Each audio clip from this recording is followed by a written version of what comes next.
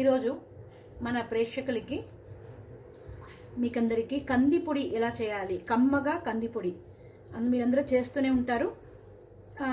ఈ అంటే కమ్మదనం రావాలంటే కొద్దిగా అది వేయించుకోవడంలో కొద్దిగా నిదానంగా సిమ్లో పెట్టి వేయించుకోవాలండి. ఇప్పుడు చాలా బాగా కమ్మదనం వస్తుంది.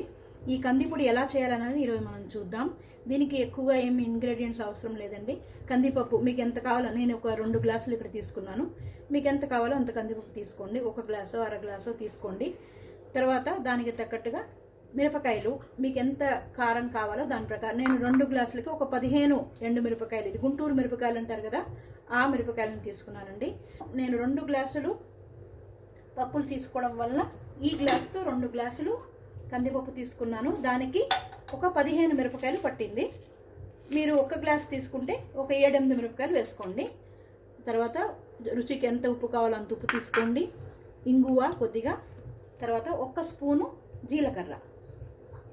ఇన్నే ఇంగ్రీడియంట్స్ ఇంతేనమాట. కందిపొడికి ఎట్లా వేయించుకోవాలనేది చూద్దామండి. ఒక ఐరన్ కడాయి పెట్టానండి, ఆన్ చేసి పెట్టుకున్నాను. ఇది వేడెక్కింది. దీంట్లో చూడండి, నూనె కానీ ఏది వేయలేదు. ఇట్లాగే ఈ పచ్చి పప్పునే ఇట్లాగే వేస్తున్నాను. ఈ పప్పు కూడా ఆర్గానిక్ అండి, ప్యూర్దు అన్పాలిష్డ్ ఉంటుంది కదండి, ఆ వెరైటీ పప్పు అండి. ఆరోగ్యానికి ఇవే మంచిది. ఈ పొట్టు కూడా మీరు చూస్తున్నట్టు ఈ పొట్లు కూడా ఎక్కువగా ఉంటాయి చూడండి, పూర్తిగా పోయి ఉండదు. ఆరోగ్యానికి చాలా మంచిదండి. మనం ముందు కాలంలో ఇదే వాడేవాళ్ళం.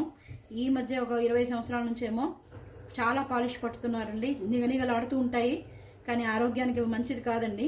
ఇవి చూడండి కొద్దిగా డల్గానే ఉంటాయి చూడడానికి, పొట్టు కూడా ఉంటుంది అక్కడక్కడ. ఇది చాలా మంచి పప్పు, ఇది ఒరిజినల్ అనమాట.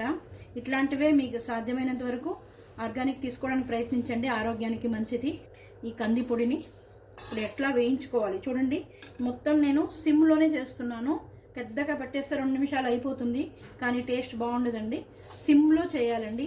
ఏ పొడి చేసుకున్నా కానీ, అంటే ఇప్పుడు సాంబార్ పొడి చేస్తుంటాము, చట్నీ పొడి చేస్తుంటాము, తర్వాత వేరే వేరే పొడులు చేస్తుంటావు కదండి, కార పొడులు కానీ వేరే వేరే వెరైటీస్ అన్నీ కూడా సిమ్లో, ఇట్లాంటి ఐరన్ కడాయిలో చేసినప్పుడు చాలా బాగా వేడి ఉంటుంది. అందువల్ల మనం ఎప్పుడు సిమ్లో పెట్టుకునే చేయాలి. ఈ నాన్ స్టిక్ కుక్వేర్లు ఇవి వాడడం వల్ల మనకి అంత బాగా ఆ హీట్ డిస్ట్రిబ్యూషన్ సరిగా అవ్వదండి. ఇట్లాంటి ఐరన్ కడాయిలు పెట్టుకోండి. ఈ వేయించుకోవడానికి ఎస్పెషల్లీ చారు పొడి, సాంబార్ పొడి, చట్నీ పొడి, అదే ఎనీ పొడి మీరు ఏం పొడి చేసుకుంటారు ఇంట్లో అన్నీ ఇట్లాంటి ఐరన్ కడాయిల్లో చేయడం వల్ల హీట్ డిస్ట్రిబ్యూషన్ ఈక్వల్గా అవుతుంది. ఈ కందిపప్పుని సిమ్లోనే పెట్టుకునే వేయించుకుంటున్నాను చూడండి. మంచి స్మెల్ వచ్చేదాకా వేయించుకోవాలి. ఒక కమ్మటి స్మెల్ వస్తుందండి. ఫుల్ ప్రాసెస్ పూర్తి మీరు సిమ్లోనే పెట్టాలి. పెద్దది చేస్తే 2 నిమిషాల పైన కలర్ మారిపోతుంది, లోపల పచ్చిగా ఉంటుంది, మీకు అంత టేస్ట్ రాదు. కమ్మదనం రావాలంటే ఏ పొడి వేయించుకున్న శనగపప్పులు, ఈ ఉద్దిపప్పులు, ఏ పప్పులు మీరు వేయించుకున్నా కానీ సిమ్లోనే ఉండాలి. ఇది ఒక బేసిక్ ప్రిన్సిపల్ ఫర్ అన్ని పొడులకు, ఇది బేసిక్స్ అండి, తెలుసుకోవాలి. టేస్ట్ ఎక్కడి నుంచో రాదండి, పదార్థంలోనే ఉంటుంది, మనం చేసే విధానంలో ఉంటుంది. చూడండి, ఒక 5 నుంచి 7 నిమిషాలు వేయించుకున్నానండి. ఇంకా మీ తక్కువ క్వాంటిటీ పప్పు తీసుకుంటే ఇంకా తక్కువే పడుతుందండి, 4 to 5 మినిట్స్ పడుతుంది అంతే. ఇక్కడ నాకు 2 గ్లాసులు తీసుకోవడం వల్ల నాకు 7 to 8 మినిట్స్ పట్టింది. చూడండి, మంచి ఫ్లేవర్ వస్తుంది. కందిపప్పు వేగింది, బాగా సన్న మంట మీదే పెట్టాను, బాగా వేగింది. ఇప్పుడు మీరు ఈ మిరపకాయలు ఉన్నాయి కదండి, మిరపకాయలు ఒక 15 మిరపకాయలు తీసుకున్నాను 2 గ్లాసులకి. మీరు మీ క్వాంటిటీ ఎట్లా తీసుకుంటే దాని ప్రకారం తీసుకోండి. ఇది కూడా కొద్దిగా గలగలానే వేగాలి, కొద్దిగా గరగరలాడుతుంది కదా. ఇట్లా వేయించిన తర్వాత దీంతో పాటుగా 1 స్పూను జీలకర్ర కూడా వేస్తున్నాను ఈ టైంలో. దీన్ని మళ్ళీ ఇంకో 2 సార్లు, ఈ మిరపకాయలు కూడా కొద్దిగా గరగర అయ్యేదాకా 2 సార్లు ఇట్లా తిప్పుకొని ఇంకొక 2 నిమిషాలు చేసుకున్నానండి. మిరపకాయలు కూడా కొద్దిగా గరగరలాడుతున్నాయి. ఇప్పుడు దీన్ని ఒక మిక్సీ జార్లో ట్రాన్స్ఫర్ చేసుకుంటున్నాను. ఇట్లా మిక్సీ జార్లో కందిపప్పులు, వేయించిన కందిపప్పులు, మిరపకాయలు తీసుకున్నాను, దాంతో జీలకర్ర కూడా ఉంది దాంట్లో.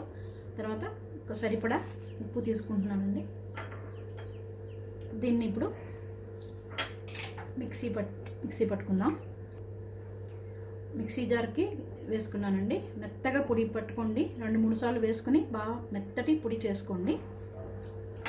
దీన్ని ఈ బౌల్లో తీసుకుంటున్నాను. కందిపొడి కమ్మగా వేడి అన్నంలో నెయ్యితో పాటు ఈ పొడి వేసుకొని తింటే చాలా బాగుంటుందండి. ఇక పప్పులతో సాంబార్ కానీ చారు కానీ చేయలేనప్పుడు ఇట్లాంటివి చేసి పెట్టుకుంటే అవసరానికి బాగా కడుపు నిండా భోంచేయడానికి వస్తుందండి. ఇది గుమగుమలాడే కందిపొడి వేడి అన్నం మళ్ళీ నెయ్యితో ఆరగించండి. ఎలా ఉందో కామెంట్ సెక్షన్లో మీ కామెంట్స్ ఇవ్వండి.